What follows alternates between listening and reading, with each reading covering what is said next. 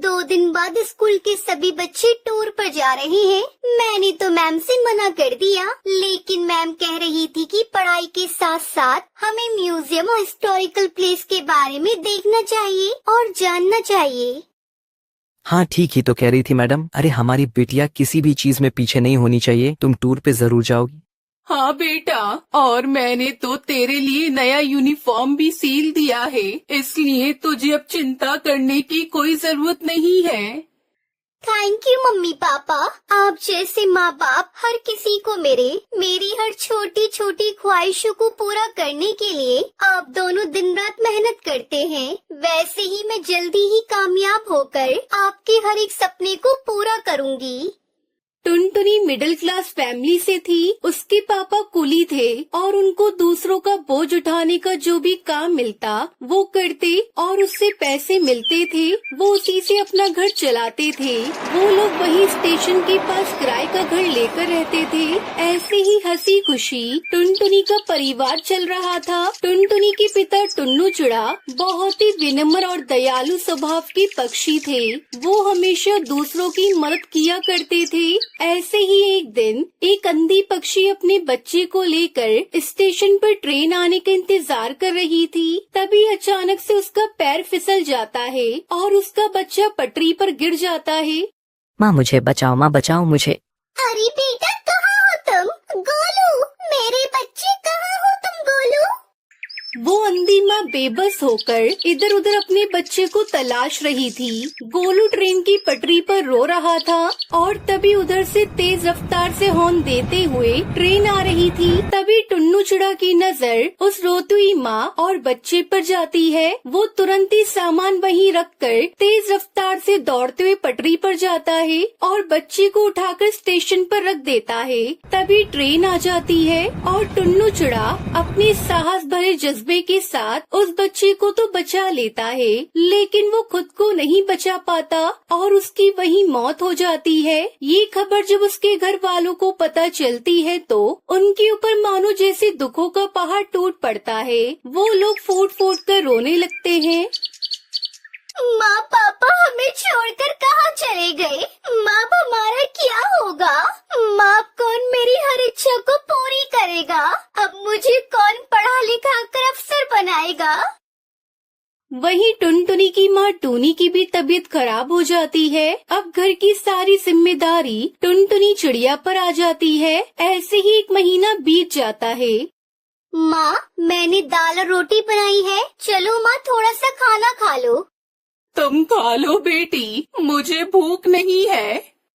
माँ अगर आप नहीं खाओगी तो फिर मैं भी नहीं खाऊंगी। थोड़ा सा खा लो ना माँ। आपको इस तरह देखकर पापा को भी अच्छा नहीं लग रहा होगा। प्लीज माँ खा लो।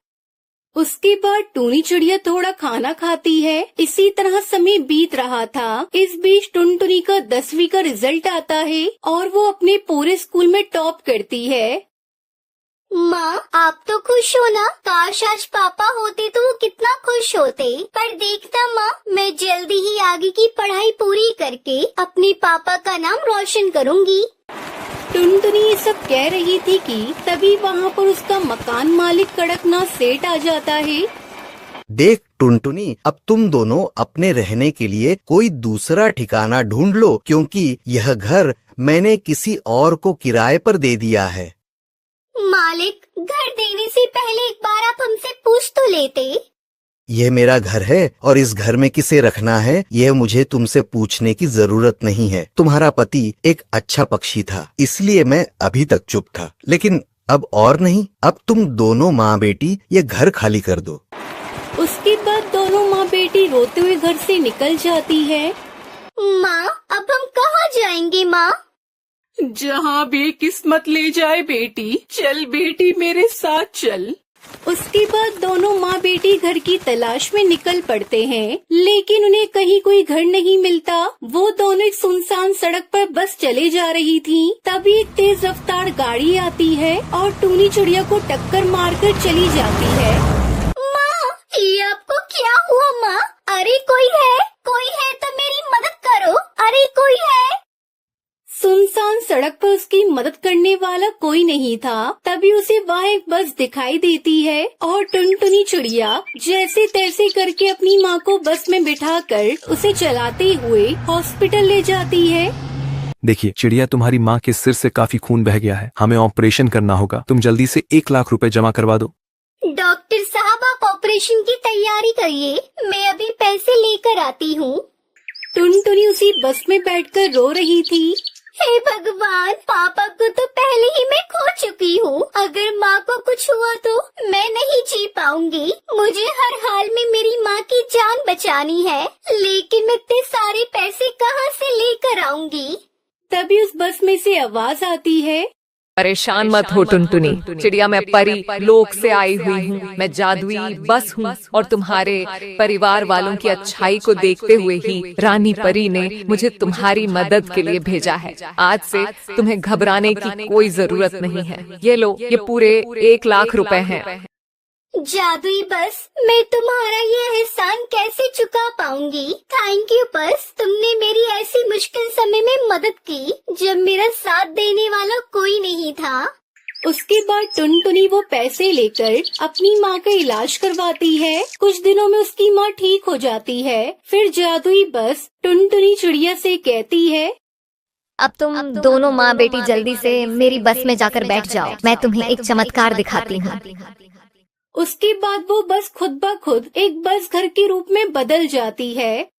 टुनटुनी, आज से ये घर तुम्हारा है। तुम अब यहाँ अपनी माँ के साथ आराम से इस बस घर में रह सकती हो। और हाँ, तुम्हें इस घर में किसी भी तरह की कोई कमी नहीं होगी।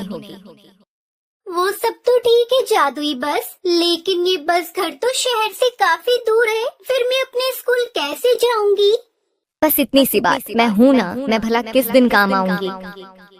उस दिन के बाद से टुनटुनी और उसकी माँ जादुई बस घर के साथ हंसी खुशी रहने लगती हैं। उन्हें अब किसी भी चीज की कोई कमी नहीं होती और जादुई बस हर कदम पर टुनटुनी की सहायता करती है।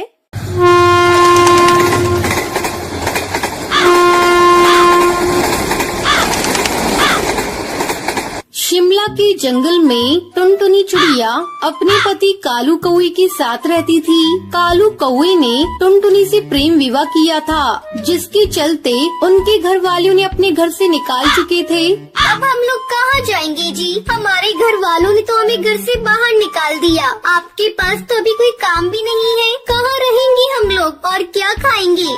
अरे पगली, इतना बड़ा ये जंगल है, कहीं न कहीं हमें काम मिल ही जाएगा।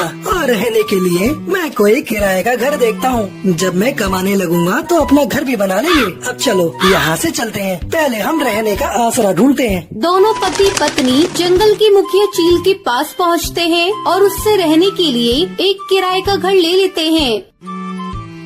चलो, अब रहने का इंतजाम हो गया। मैं घर को सजाती हूँ, तुम जाकर कहीं काम ढूंढो और आते समय राशन लेते आना। अच्छा भाग्यवान, मैं जाता हूँ, तुम अपना ध्यान रखना।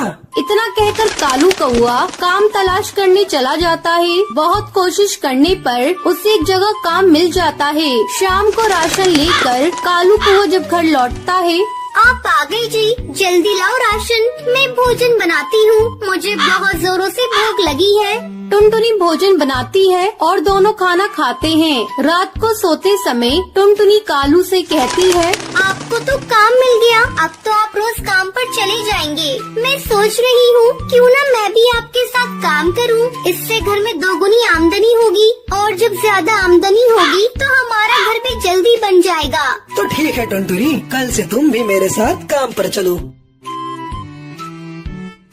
अगले दिन से टुनटुनी और कालू दोनों साथ में काम पर जाने लगे। इस तरह 2 महीने गुजर गए। सब कुछ अच्छा चल रहा था।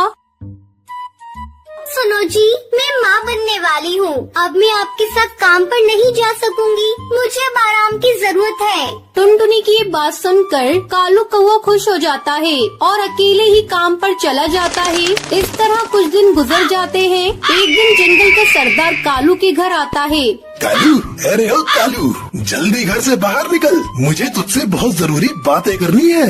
मुखिया की आवाज सुनकर टुनटुनी चिड़िया घर से बाहर निकलती है। मुखिया जी, क्या बात है? आपको जो कहना है मुझसे कहिए, कालू तो काम पर गए हैं। जब कालू घर आ जाए तो उसे बता देना, इस महीने से घर का किराया दुगुना लगेगा, रहना है तो दुगुना किराया देना पड़ेगा। इतना कहकर मुखिया वहाँ से चला जाता है। शाम को टुनटुनी ये बात कालू को बताती है। अब क्या होगा जी, वैसे भी आजकल मैं काम पर नहीं जा रही हूँ, कमाई भी बहुत कम हो रही है, दुगना किराया हम लोग कैसे देंगे? कुछ ही दिनों में अपना बच्चा भी आने वाला है, उसे लेकर हम कहाँ कहाँ ठोकरें खाते फिरेंगे। मेरा तो दिमाग काम करना बंद कर दिया है, एक बार फिर से हम लोग बेघर हो जाएंगे।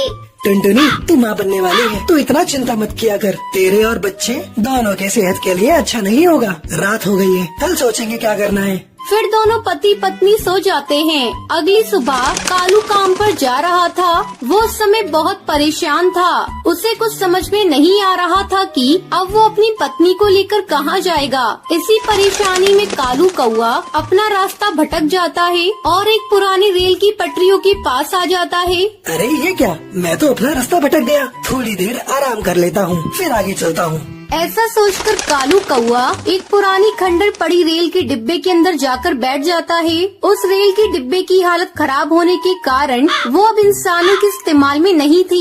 अरे ये रेल डब्बा तो बहुत पुराना है और बिल्कुल खाली पड़ा है, क्यों ना हम लोग इसी में अपना घर बना कर रहे। मैं अभी जाकर टुनटुनी को बताऊंगा। फिर कालू कौआ वहाँ से खुशी खुशी चला जाता है। शाम को जब वो घर लौटता है तो टुनटुनी को रेल के डिब्बे वाली बात बताता है। अगले दिन वो टुनटुनी और अपने सामान को लेकर उस डिब्बे के पास आता है। फिर दोनों पति पत्नी उस रेल के डिब्बे में घर बनाकर रहने लगते हैं।